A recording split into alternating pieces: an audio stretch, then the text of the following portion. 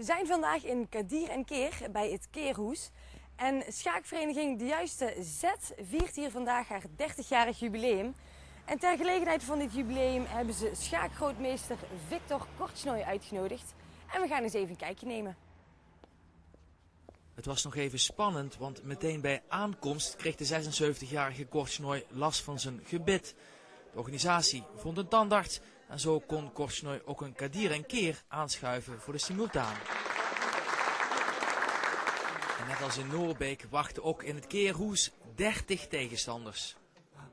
I played it 5.5 hours. So since I'm 76 years old, perhaps in 10 years I will be able to play only 20 games, not 30.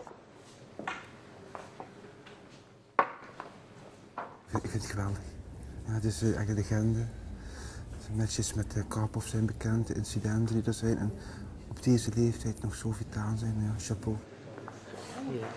Korchnoi stond aan de basis van de schaakvereniging in Noorbeek. In de jaren 70, op het hoogtepunt van de Koude Oorlog, schaakte de Russische dissident Korchnoi tegen Anatoli Karpov. Het werden legendarische partijen met de meest absurde beschuldigingen over en weer.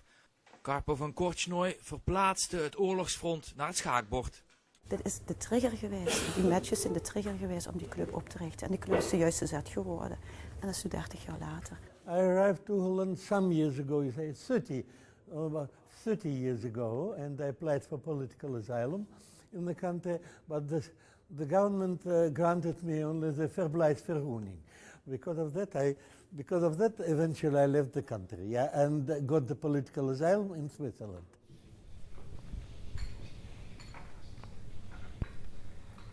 Dat is geweldig. Gisteren heb ik 5 uur tegen hem gezeten. En ik had gelijkspel in het verre zicht van de haven. En toen had de grote meester, die had nog iets. En toen ging het hele gelijkspel weg.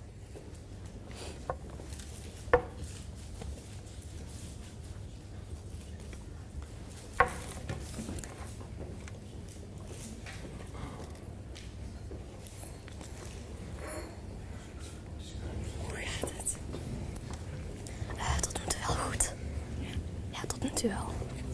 Wat denk je ervan? Ga je winnen? Tot nu toe staat het wel gelijk, denk ik. Het gaat gelijk op. Ja, tot nu toe wel. Ik zie daar een klein cadeautje liggen. Is dat voor Ja. Korchnoi als die Ja, voor na de partij.